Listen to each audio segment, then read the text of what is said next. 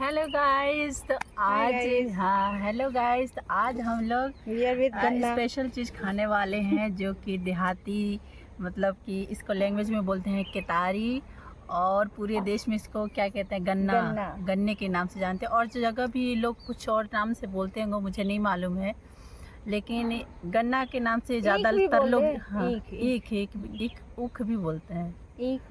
हाँ जो भी वॉटेवर जो भी लोग बोलते हैं, लेकिन हमारे बिहार में इसको हम लोग देहात में केतारी बोलते हैं, पता है, केतारी। और हम लोग इसको, जिसका दांत मजबूत, किसका दांत मजबूत है, इसका टेस्ट होता है एकदम जितना मतलब कि ये जाता है ना, उतना मतलब ये होता है जी कितना दांत मजबूत है।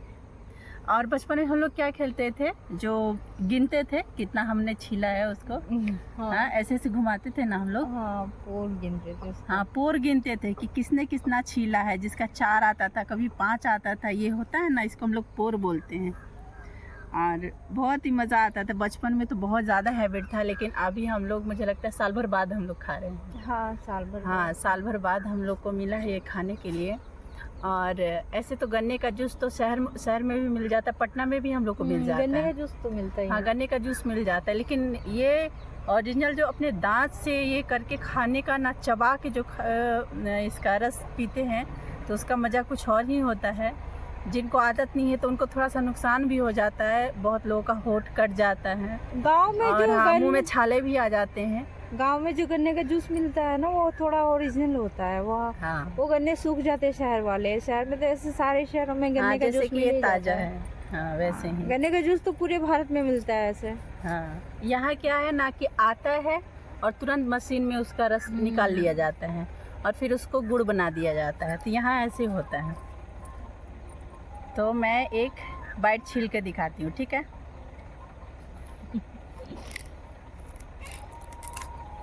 बचपन वाला एक्सपीरियंस नहीं होगा बहुत छोटा हो गया। बहुत छोटा मेरा निकला। अच्छा, नेक्स्ट में थोड़ा सा चांस लेती हूँ। इसको बैड परफॉर्मेंस बोला जाता था बचपन में, जिसका ये भी बैड परफॉर्मेंस। अभी थोड़ा हैबिट छूट गया है ना खाने का। बचपन में तो बहुत लंबे लंबे निकलते थे, लेकिन फिर भी नहीं, फिर भी देख लीजिए कितना बड़ा निकला है। तो ऐसे होता था।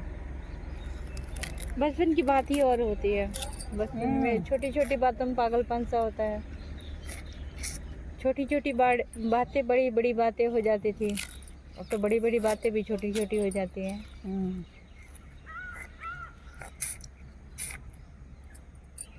तो देख लीजिए, ये निकल गया ना, इसी से अब इसको चबा चबा के रस इसका चूसना पड़ता है बहुत ही मेहनत वाला काम है, इसलिए लोग कहते हैं एक ही बार में रस पी लो मुझे लगता है एक गिलास भी नहीं जूस निकलता होगा। नहीं, हाँ? ये मेहनत करके खाने का जो मज़ा है ना, वो अलग ही होता है। और यहाँ का मौसम बहुत शानदार हो गया है, बहुत ही शानदार। तो इस मौसम को देखते हुए गन्ने का मज़ा लेना कुछ और ही ज़्यादा अच्छा हो जाता है। पीछे से ट्रैक्टर गुजर रहा है। गाइस, हमारी आवाज़ अभी थोड़ी सी नहीं आ पाएगी क्योंकि पीछे ट्रैक्टर जा रहा है, ट्रैक्टर।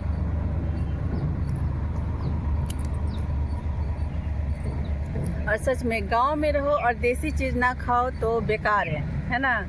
वहाँ तो जूस हम लोग पी ही लेते हैं, लेकिन यहाँ रह के अगर हमने ये नहीं खाया देहाती तरीके से तो बेकार है और हम दोनों तो देहाती भी है, शहरी भी हैं, क्योंकि हमने दोनों जगह रहे हैं, दोनों जगह के मज़े लिए हैं, और हम जहाँ रहते हैं वहाँ फुल मज़े में रहते हैं देखिए, जीवन हमेशा टुकड़ों में होता है, तो टुकड़ों में जो जीवन मिलता है ना, उसे जीना चाहिए। किसी बड़ी खुशी या बड़े दिन के इंतज़ार में ना छोटे छोटे पल गुजर जाते हैं, तो हम सोचते हैं कि हम ये छोटे छोटे पलों को कैच करते रहें, जीते रहें, और ये जो है सबके लिए ज़रूरी है।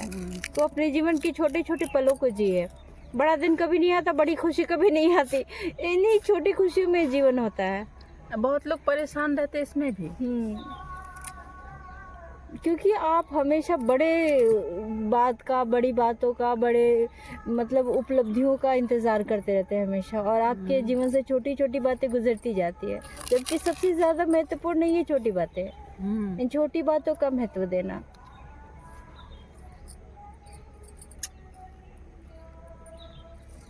मजा आ गया। अब तुम खाओ, तुम्हारे अब दांत का टेस्ट होगा।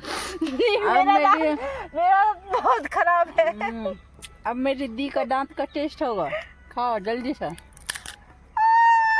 ओह माय गॉड, ये तो जीत गए यार। मतलब बेस्ट परफॉर्मेंस। गजब। ऐसे दांत मेरा मजबूत है, लेकिन देखिए इसको कहते हैं लक। Luck by chance. वाह,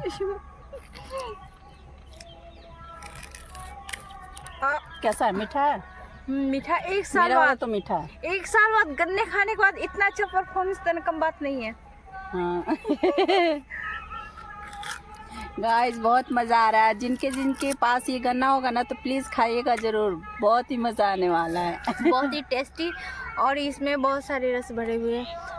तो मेन मज़ा इसी का, और मेहनत करके खाने का मज़ा इसी में है कि आप मेहनत भी करते हो, खाते भी हो।